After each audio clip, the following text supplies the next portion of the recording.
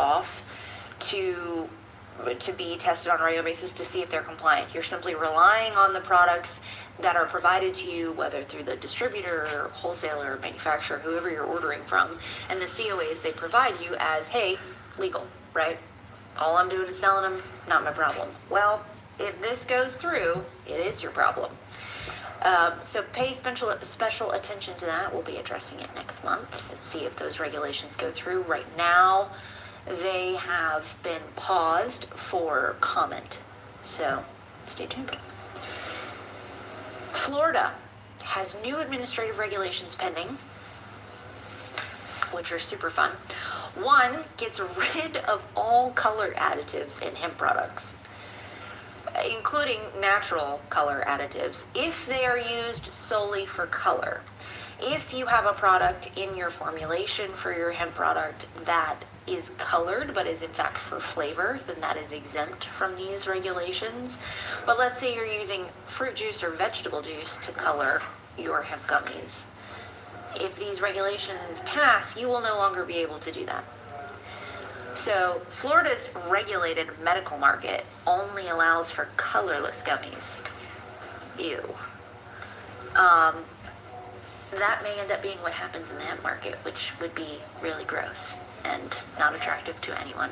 But at least there's the carve out for if you're using it in your formulation and it's not just for color. In addition to that, they are upping their standard on child-proof packaging to a much stricter standard than the sort of general idea of your packaging must be child resistant. COA requirements are now going to require that you list where your batch was made, including the name and the location, which for some people they have no idea because they're buying their extract through a broker. So that might be a higher burden.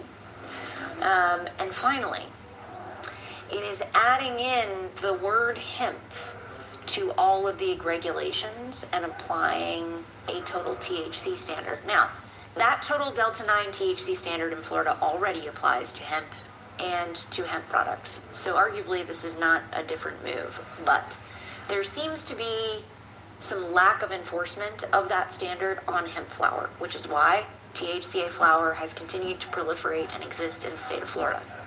If this regulation passes, the FDACS, or the Florida Department of Agriculture and Consumer Services, may take it upon itself to start reining in the flower industry in Florida.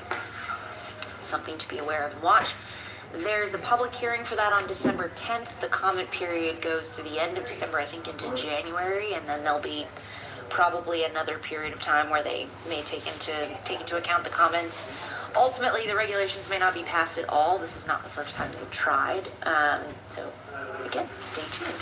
Last but not least, our home state of North Carolina. So there have not been any regulatory changes in North Carolina, but good golly, have there been a lot of raids and a lot of people arrested and a lot of products seized and a lot of money seized. Here's the thing to understand. In the state of North Carolina, there is a group of sheriffs who are now working with the DEA's office, and especially on the east coast of North Carolina, to raid mostly hemp retailers, couple distributors, one manufacturer, and they're working with DEA, and here's the real part that super stinks about that. When the DEA comes in, they seize all the money, all your stuff, and they'll hold it, and they'll seize all your bank accounts. Even if it's not just, they'll take your personal bank accounts, your business accounts, everything. They will take everything. They will literally take the art off your walls, right? Common practice in the federal government. And whether or not you get charged federally, let's say you don't even get charged. You might get charged criminally by the state. Maybe you don't get charged at all. They are going to hold your stuff and potentially threaten you with criminal charges and or seizure. And you may never see that stuff back. So it's a whole new ballgame in the state of North Carolina for non-compliant products.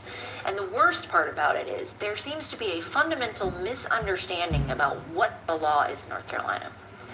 Hemp and hemp products are legal in North Carolina as long as they comply with the federal and state standard of containing no